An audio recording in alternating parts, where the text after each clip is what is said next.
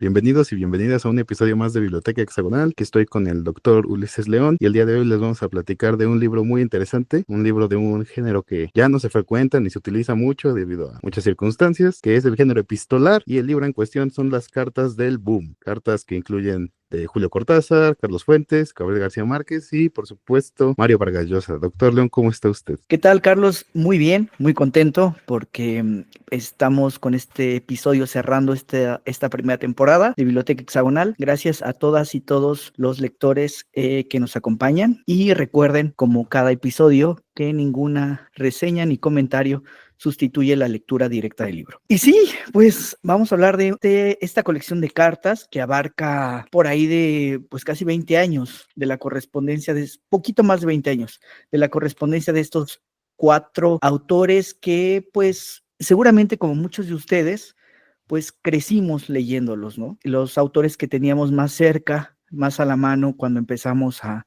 leer, a adentrarnos en la literatura, y pues son autores a los que les guardamos cariño, y qué mejor que adentrarnos a este fenómeno del boom que desde la intimidad de su correspondencia, ¿no? Carlos, cuéntanos cómo está hecho este libro, cómo está editado, qué podemos decir brevemente sobre este tema. Bueno, pues en este tipo de libros es muy importante pues tener en cuenta la nota de los editores, ¿no? Que son ellos quienes van a darle cierto orden y concierto a estas cartas que puestas, digamos, sin un orden como tal, pues pierden mucho de su sentido, ¿no? De su significación. Entonces, pues estos editores seleccionan, recopilan las cartas, seleccionan y pues las ponen ahí, ¿no? Entonces, un poco primero hay que dejar en claro que estas cartas se dividen en dos grandes periodos temporales, que uno es Pachanga de Compadres, así lo titulan, que va de 1955 a 1975, y ese es, digamos, el boom como tal, ¿no? De más o menos que nace a que muere, ¿no? Podríamos decirlo así. Y el otro ya es lo que pasa después, ¿no? Que le pone fin de fiesta, son las cartas de 1976 al 2012, que es cuando ya no hay boom como tal, ¿no? Sino más bien es lo que siguió de las pocas cartas que se llegaron a mandar, ¿no? O sea, el grueso de este libro está, digamos, en este primer periodo. Y los editores las agrupan, digamos, siguiendo dos criterios, yo creo, ¿no? El primero es el temporal, o sea que las cartas van acomodadas por año y fecha, y el segundo, que tiende a violar un poco el primero, es el temático, ¿no?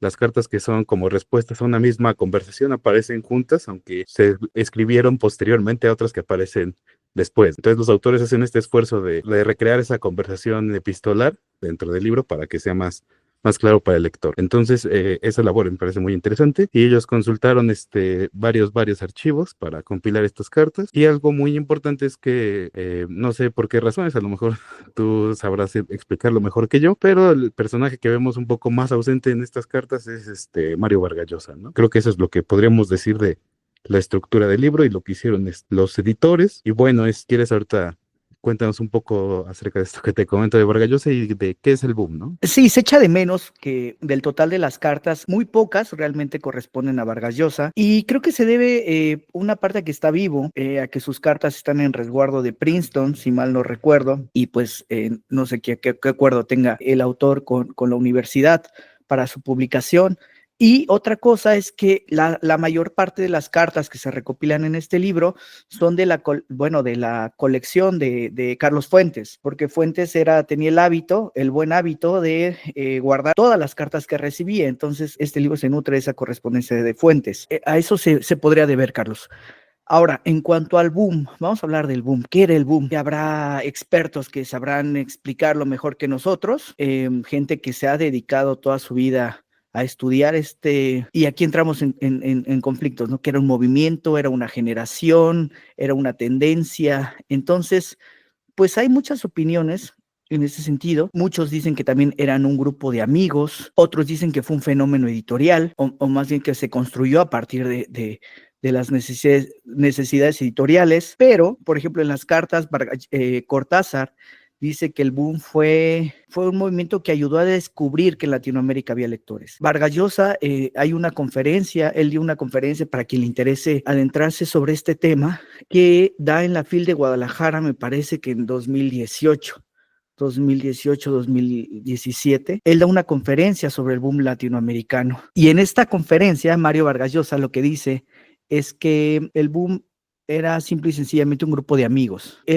Vargas Llosa, por ejemplo, identifica el inicio del boom latinoamericano en 1963 y él dice que el boom latinoamericano inicia con Borges, cuando Borges es invitado a París por la UNESCO en una conferencia que da Borges, que da Giuseppe Ungaretti y que da Lawrence Darrell, donde estaban hablando sobre, me parece que sobre Shakespeare, y que Borges eclipsó a estos escritores europeos y habló con tanta elocuencia sobre Shakespeare, que todos se preguntaban, bueno, ¿y quién es este hombre, no? Este hombre que está aquí hablando. Y hubo un fenómeno editorial de Borges en Europa en el 63, 64. Dice que ahí comienza el interés del público lector europeo por la literatura latinoamericana. Otros lo localizan el momento con la publicación de La región más transparente, corrígeme Carlos, creo que es en el 59, o con la publicación de La ciudad de los perros en el 61, o con la publicación del coronel, el coronel no tiene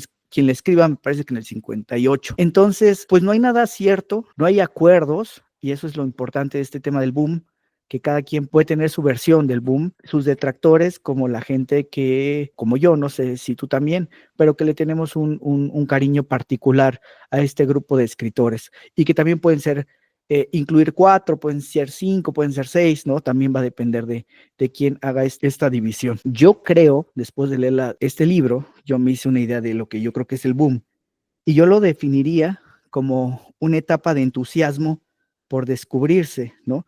Un entusiasmo que hubo por leerse entre estos 4 escritores, ¿no?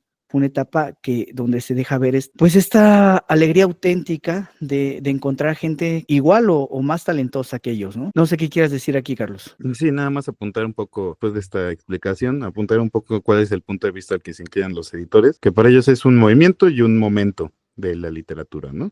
Latinoamericana, y que tiene, digamos, 4 características, ¿no?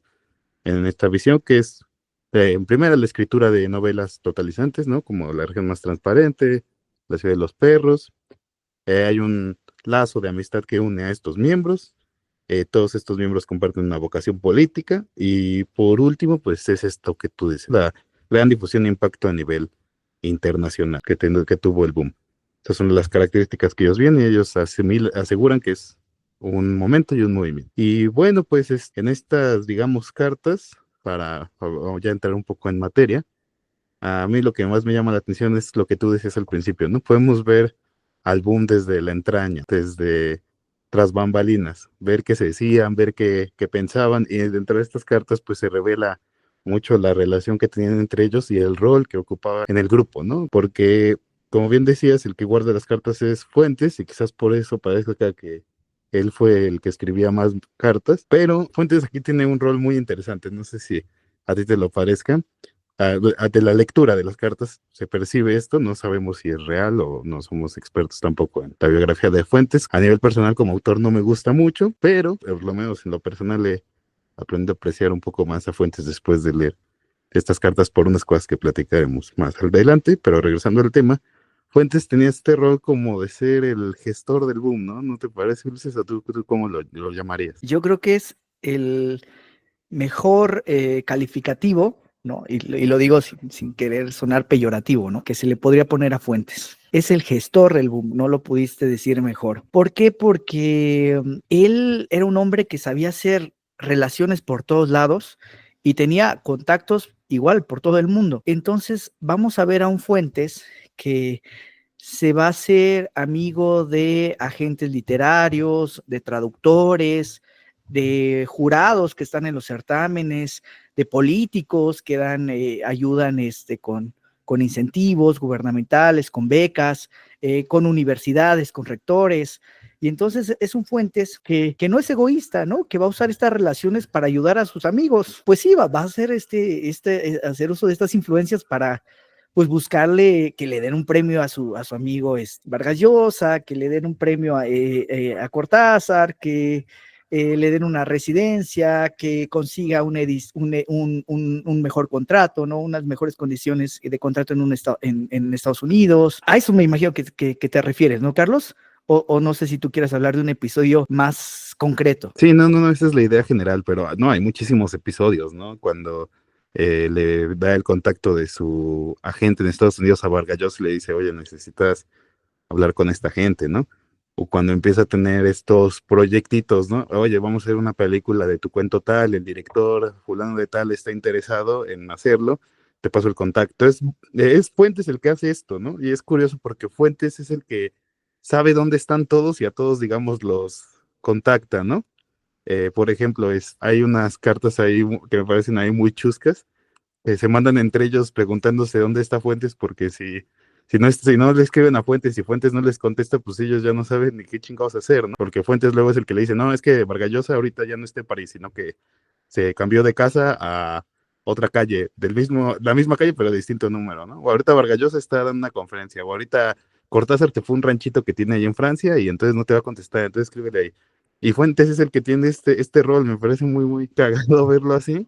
Y luego ahí hay unas cosillas que sí dices, estos güeyes, cuando la carta donde invita a Cortázar a hacer me parece que es un encuentro de escritores, no sé muy bien qué, algo cultural que iba a hacer aquí en México, pero que nada más lo invita para hacer ¿cómo le dicen? Turismo intelectual, ahí por la Riviera Maya, pagados por el gobierno, o sea, nada cínicos los hijos de la B, pero muy curioso ese rol Y en sus cartas Fuentes, como en su literatura, en lo personal, creo que es un poco, pues, mamadorcillo, ¿no?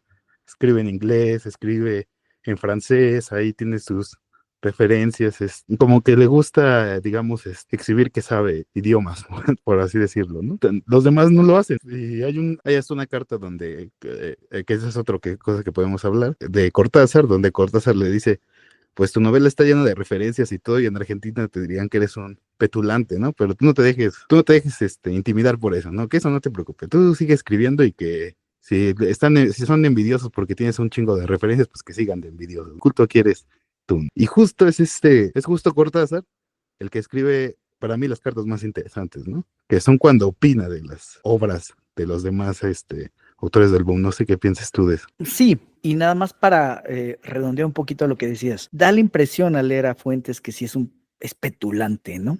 Eso de que habla en dos idiomas, hace referencias cruzadas de textos clásicos y cine contemporáneo y cosas así muy elevadas, ¿no? Quiere que sepas que está al día. Y eso contrasta mucho, yendo al punto que me preguntas, con las cartas de Cortázar. Cortázar, yo lo veo como el hermano mayor de los cuatro por su literatura. En edad era el más grande de los cuatro y es el más honesto, es el más franco. Fuentes, por ejemplo, le cuesta trabajo hacer una crítica o no se la hace críticas a sus amigos, ¿no? Al contrario, todo el tiempo los está apapachando. Pero Cortázar sí es muy honesto, muy, muy honesto, muy franco. Y creo que eso te refieres con que son muy lúcidas sus críticas. Y voy a citar dos, por ejemplo, que seguramente son las mismas en las que tú estás pensando. La primera es la que le dedica Cortázar a la muerte de Artemio Cruz y le dice Cortázar a Fuentes, oye, eres muy mi amigo, te aprecio, pero tu novela está mal hecha. Es como si entraras a un laboratorio. Me da la impresión que con esos cambios en el tiempo que quieres hacer, esa segunda persona forzada, pues no, parece que se te salió de control y está muy desasiado el trabajo. Y le dice, y además me da la impresión de que te estás fusilando a Ciudadano Kane. Eso es mucha honestidad, ¿no? La segunda carta es donde le hace la crítica a Vargas Llosa de la Casa Verde. Y es una carta hermosísima, es una carta generosa, donde se siente, te logra transmitir realmente la emoción que sintió Julio Cortázar al leer el borrador de La Casa Verde. Se dio cuenta que estaba frente a algo, digo, yo admiro mucho a Vargas Llosa, pero por eso también diga que es algo hermoso, pero es que es algo hermoso esa novela. Es algo bello, es una experiencia increíble leer La Casa Verde. Y Cortázar la siente y dices, y se nota ese cariño que le tenía a Vargas Llosa, ¿no? Y le dice, oye, es que le dice, che, vos sos el futuro de la novela latinoamericana, ¿no? Y también es una crítica, ¿no? Pero también son críticas menores, ¿no? Comparadas con otras críticas. Sobre temas de palabras, pues muy de la jerga de la selva amazónica y de uno que otro personaje, ¿no? Pero se nota esa transparencia de Cortázar, ¿no? Esa manera de decir, no solo es buena por esto, ¿no? Te dice, tú inventaste esto en temas formales, en temas estéticos, creo que tú estás innovando en tal, tal, tal, tal, ¿no? Es muy puntual en eso. ¿Tú recuerdas otra, Carlos? ¿O estabas pensando en estas en otras cartas de Cortázar cuando hablabas de su elocuencia? No, sí estaba pensando justo en esas, ¿no? Y en esa, más allá de la honestidad, creo que también algo que se le puede aprender mucho a Cortázar es que es muy, pues, generoso y cortés con sus amigos. Puede que no me guste tu trabajo, pero yo no te voy a irrespetar, ¿no? Trato de que mi crítica sea lo mejor posible para que mejores. No te estoy sobajando tu trabajo ni nada. Creo que eso se puede aprender mucho, ese tono. Pero sí, son muy buenas, ¿no? Por ejemplo, la carta de la región más transparente también es muy buena, donde Cortázar le dice a Fuentes justamente que él no conoce lo mexicano, pero ya siente un poco que conoce lo mexicano después de leer esta novela y le dice francamente, oye, me gustó, pero la verdad sí me tuve que forzar a leerla, o sea, no es un texto fácil, tuve que agarrar y leer no sé cuántas páginas y dije, no, es que esto no lo puedo leer, pero después me animé y al final me acabó gustando, ¿no? Que pues sí te habla un poco de la experiencia promedio de leer la región más transparente, ¿no? Estás ahí leyendo, tú eres un pobre iletrado que no habla francés y de repente te pone ahí el pinche diálogo en francés. Yo lo entendería en Guerra y Paz, ¿no? Donde todas las élites rusas estaban afrancesadas en la época, pero aquí sí, en la Ciudad de México que hablen entre sí francés, no, no mames, también. Eso ya, pero Cortázar es muy bueno en eso, ¿no? Cerrando un poco el tema. Y respecto a Gabriel García Márquez, que es el que nos falta, porque, pues, como dijimos, de Vargas Llosa no hay mucho, pues Márquez, digamos que siempre está en este rol del buen amigo, ¿no? Es el compita, güey. No me parece que sea de las grandes iniciativas ni nada por el estilo, ¿no? Al contrario, me parece que en realidad las grandes iniciativas, curiosamente, es Fuentes, como decíamos antes, y una de estas grandes ideas que no se sabe bien qué pasó, no, bueno, no se intuye de la lectura de las cartas, pero una de estas grandes ideas que tuvo Fuentes fue hacer este famoso ciclo de novelas de los dictadores latinoamericanos, ¿no? No sé si tengas hay algo que decir tú antes de que me siga. Justo te quería interrumpir para que habláramos de este tema, ¿no? Para cerrar esta idea del Carlos Fuentes gestor, ¿no? De estas iniciativas que tenía, creo que ya dijiste de que tenía iniciativas en temas de películas. Ahora faltaría este gran proyecto que de haberse culminado, pues hubiera sido, uy, qué lástima, ¿no? Que no se llevó a cabo. Tú tienes los nombres, ¿no? De estos, ¿qué novela le iba a corresponder a cada escritor? ¿De qué dictador iba a elegir cada uno para sus novelas? Sí, sí, sí. Fuentes, lo que hace es, aparte era movido el güey, porque lo que hace es ir reclutando poco a poco escritores, ¿no? Hay dos listas, digamos, aquí en las cartas, una que fue la primerita y una más adelante, que es la que les vamos a compartir ahorita, pero en esa lista ya se ve que hace una labor de reclutamiento, Fuentes, se anda buscando quién de qué país y a quién de dictador y ya los va emparejando, ¿no? Y bueno, la lista es no es muy larga, pero sí es muy interesante por los nombres que aparecen. Y digamos que era Carpentier con Machado, Monterroso con Somoza, Clevé Alegría con Maximiliano Martínez, García Márquez con Mosquera, Otero Silva con Gómez, Vargas Llosa con Sánchez Cerro, Donoso con Melgarejo, Edwards con Balmaceda, Roa Bastos con Francia, Martínez Moreno Rosas, Cortázar con Eva Perón y Fuentes con Santana.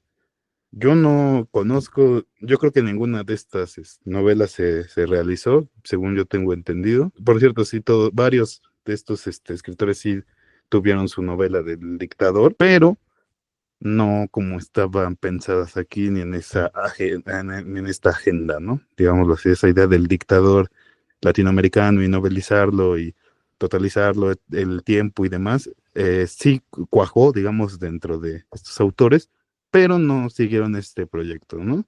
Pienso, por ejemplo, en El otoño del patriarca, que es la de García Márquez, y en la fiesta del chivo, ¿no? De Vargas Llosa, que es acerca de Trujillo. Pero de ahí no me viene alguien más que haya Y hecho bueno, esto. está, bueno, no Roa dentro de ese Bastos también. proyecto, pero Roa Bastos, Miguel Ángel Asturias. Fuentes no hizo ninguna novela de dictadores, ¿no? Curiosamente. Llevaba años, sé que tuvo años planeando una novela de Porfirio Díaz y que no sé si la acabó o dejó manuscritos, pero sé que sí la tenía en el tintero al menos, ¿no? Bueno, no sé si tú sepas el chismecito por otra fuente externa, pero aquí en las cartas es muy bonito porque se ve cómo se va gestando esta idea y todos en realidad están entusiasmados, ¿no?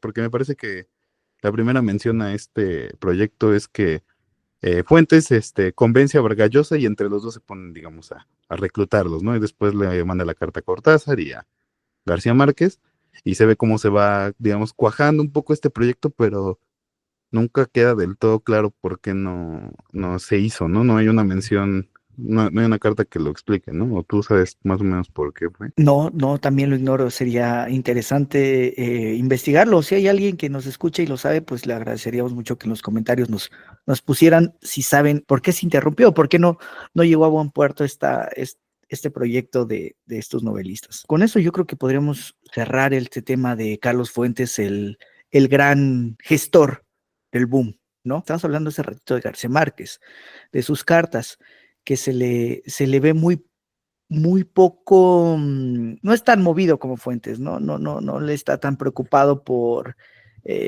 hacer relaciones, es un hombre que está más bien concentrado en su obra. Lo vemos a García Márquez en esos años de lleno en 100 años de soledad. Y vemos a un García Márquez que a diferencia de los demás se queja mucho del aspecto económico. Parece ser que es el que más sufrió para sobrevivir en esos años como escritor. Se ve que no le iba bien esos años que iba en México y esos años que pasó escribiendo 100 años de soledad.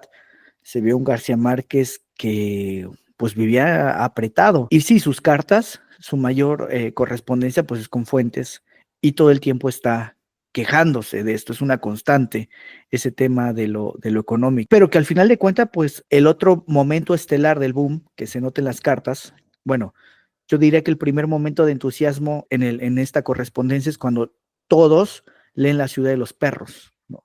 Todos salen así, lee sus cartas, lee las cartas de Márquez, de Cortázar, de Fuentes, están muy, muy emocionados y dicen, wow, esto está en otro nivel. Y el segundo momento donde se ve también una emoción en el grupo es cuando leen Cien años de soledad, que pues también es una grandísima novela. Pero de ahí en fuera no tiene otro papel Márquez, ¿no? Siempre va a ser, se le ve con cierto miedo a participar en eventos, va a regañadientes a Casa de las Américas en Cuba, va casi casi lo arrastran para ir a dar una conferencia a una universidad en Colombia, a Perú, ¿no? Entonces se ve que no le gusta mucho esto de la vida pública, mejor dicho, ¿no? O tú, ¿cuál es tu impresión de la correspondencia de Márquez, de su trabajo como escritor o de su personalidad? Sí, esa es mi impresión también. Sí, que era alguien que no le gustaba participar, que estaba enfrascado en su obra y que siempre está empezando como por ejemplo pidiéndole paritos a Fuentes, ¿no? Sí, oye, carnal, ¿cómo ves este pedo, no? Y Fuentes, pues era muy solícito de estas cosas y luego hasta el mismo Fuentes le decía, oye, güey, haz esto así y así.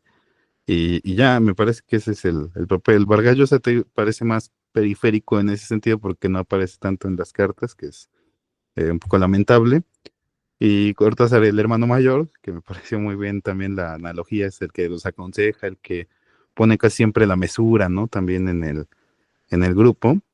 Y creo que ya con eso podemos cerrar un poco esta parte temática también de las cartas en sí, la personalidad que se percibe a través de ellas, y empezar a hacer apuntes ya de un tema que a mí me pareció muy, muy interesante y que me parece que fue lo que al final le dio en su madre al boom, que es que este grupo tenía una vocación política, ¿no? Ya sea, como tú dices, en caso de un Márquez que era un poco más reservado, pero, o no sé, un Vargas Llosa que era más contundente, un Carlos Fuentes que era más contundente, un Cortázar que era claramente izquierda, y entonces esta vocación política los lleva a involucrarse con muchos de los sucesos políticos que están ocurriendo en la región, ¿no? Y muchos, bueno, el más importante a nivel, digamos, Latinoamérica es en ese momento la Revolución Cubana, pero no debemos dejar pasar a nivel local, el 68, ¿no? Aquí en México, que por la posición de México en ese momento a nivel Latinoamérica también tuvo repercusiones en la región, ¿no? No sé si quieras que empecemos un poco a hablar de esta reacción frente al 68, que me parece muy, muy interesante. No sé si quieras agregar algo. Sí, yo creo que el boom no se puede entender sin el contexto de la Revolución Cubana, ¿no? Todos ellos fueron partidarios de la Revolución Cubana y estuvieron muy cercanos, fueron miembros activos de la Casa de las Américas, que pues era en ese momento pues la asociación más importante que agrupaba a los intelectuales latinoamericanos y pues que coordinaba ciertas revistas, manejaba ciertos fondos, participaba en publicaciones de libros y ellos eran parte del comité editorial de la Casa de las Américas. Eran jurados, los invitaba a Fidel pues les auspiciaba sus viajes y del otro lado, pues esta relación con Cuba, pues hacía que fueran muy cuidadosos también de sus relaciones con Europa y sobre todo con Estados Unidos. Por ejemplo, un debate que parecería insignificante, pero que y por ahí hay algunas cartas donde se preguntan, oye, ¿y se verá mal que hace una clase en la universidad, en tal universidad americana? ¿Me pasará algo? O sea, ¿será bien visto? ¿No? Estaban constantemente preocupados por los límites, ¿no? Y por los pasos que daban en temas políticos en Cuba. Va a haber aquí dos casos, como dices, controvertidos en materia política que pues van a romper al grupo. Digo, va a ser uno que va a ser el caso de Eberto Padilla, ¿no? El poeta Eberto Padilla.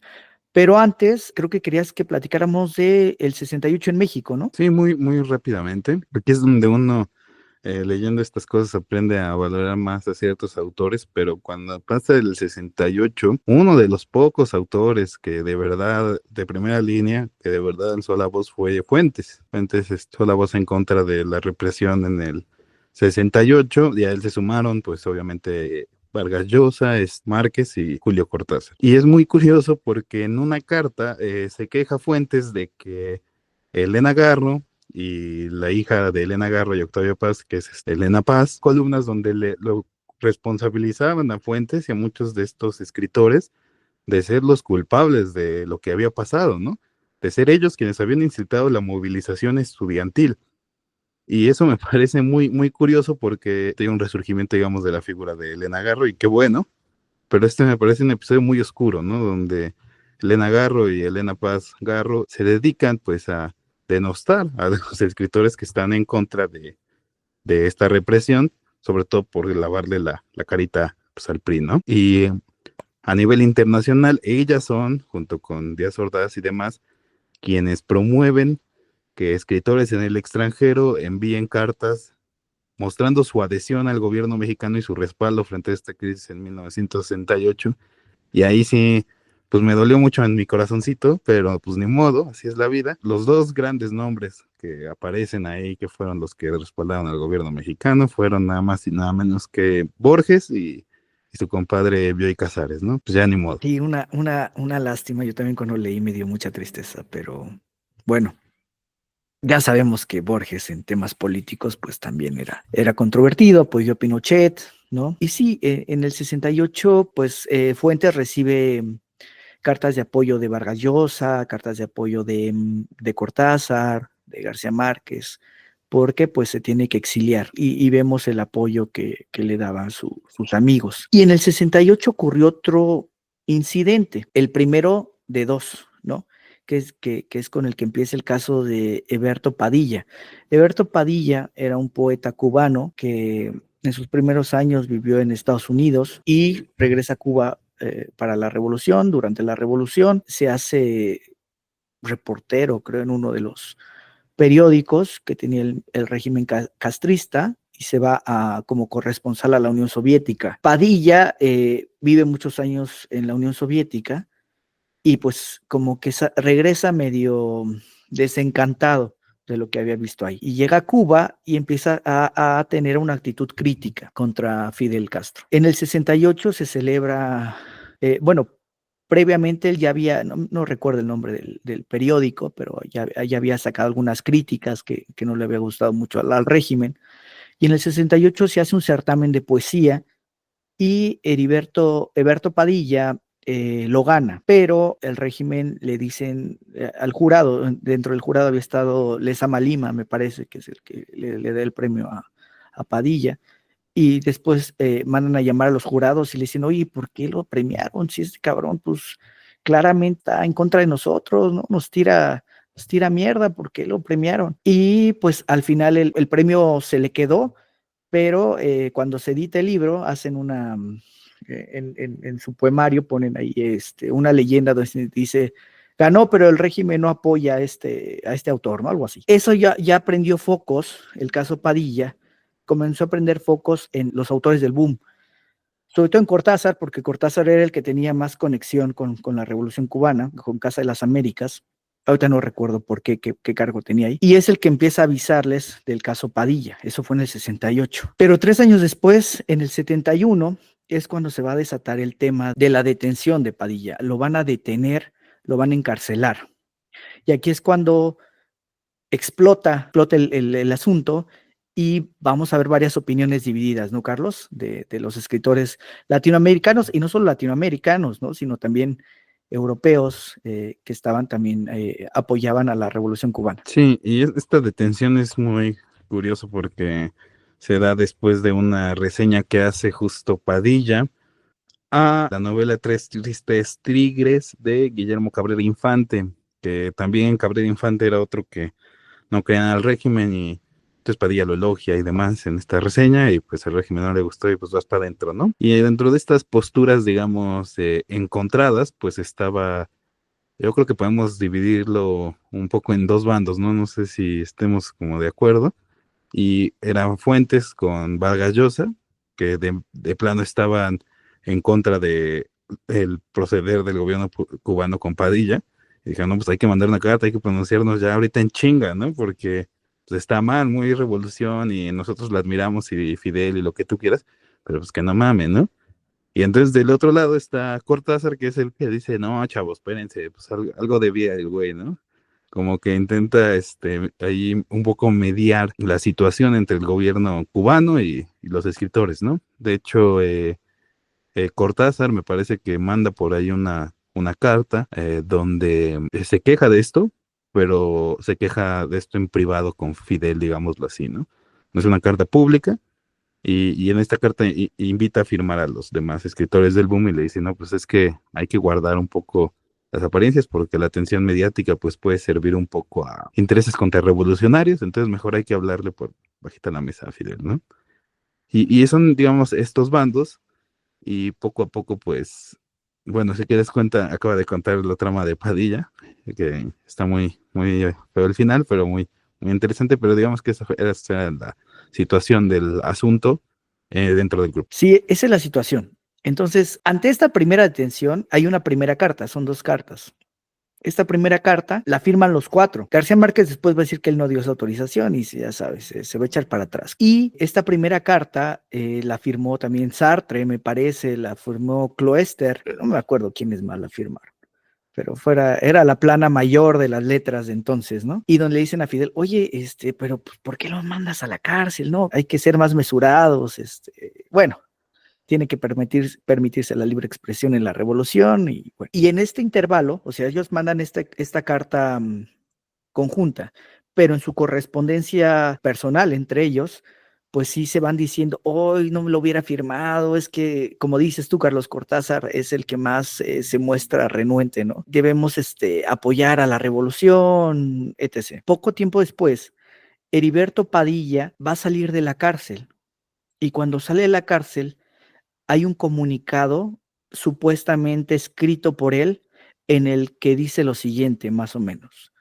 Dice, yo me retracto de haber dicho tal y tal cosa, de haber criticado al régimen y los meses que pasé en presidio fueron lo mejor que me pudo pasar porque aprendí a amar a la revolución y me di cuenta de que estaba equivocado. Y se hace pública esa declaración y es cuando todos dicen, no te pases de cabrón, ¿no? O sea, nadie te va a creer eso, Fidel. Nadie te va a creer que cambió, ¿no? Que recapacitó. Y es cuando ya chocan los escritores, porque va a haber una segunda carta en donde ya se va a apartar, Cortázar ya se va a apartar de Fuentes y de Vargas Llosa, y Fuentes y Vargas Llosa se van a ver más duros, más críticos.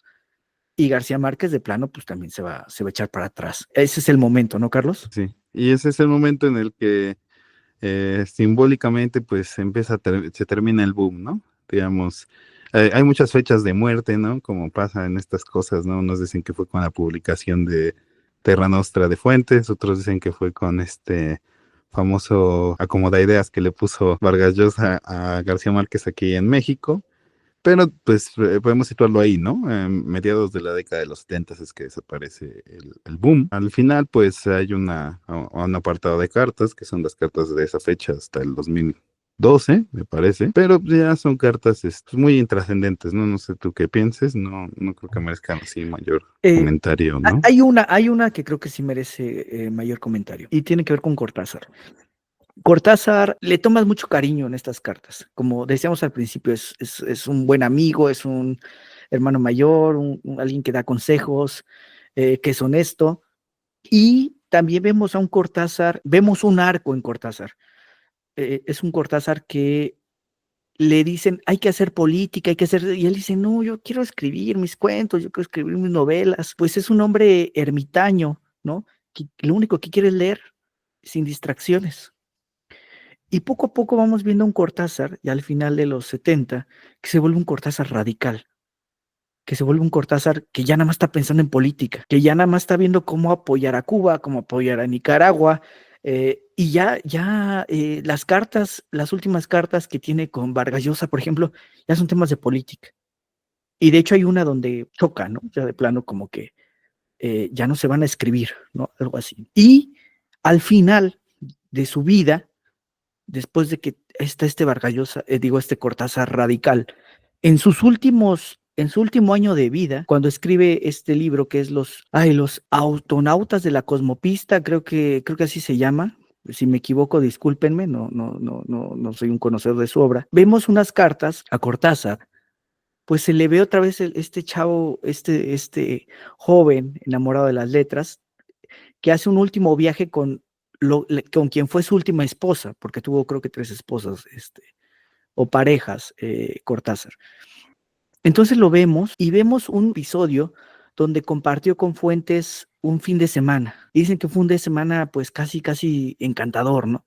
Donde todos estuvieron muy contentos, muy felices, ¿no? Y vemos un Cortázar que acaba su vida haciendo lo que más le gustaba. A mí ese final de Cortázar, ¿no? No sé, me gustó mucho, Carlos. Ah, bueno, sí, es una buena analogía, es un buen análisis el que haces del arco, sí, porque al inicio Cortázar es el más reservado, ¿no? Como dijimos, es el que aconseja siempre la mesura dentro del grupo y al final tiene este cambio, ¿no? Que se sigue de cambios de muchos otros también, ¿no? De Vargas Llosa también, que su rechazo a la Revolución Cubana, pues ya, y lo que pasó en el Perú, pues ya lo vuelven cada vez más, radical, pero para el otro lado, ¿no? Y ahorita ya anda diciendo unas cosas que sí, pues, son cuestionables, digámoslo así, cuestionables. No sé si tú tienes otra opinión, pero creo que podemos ir cerrando un poco el episodio.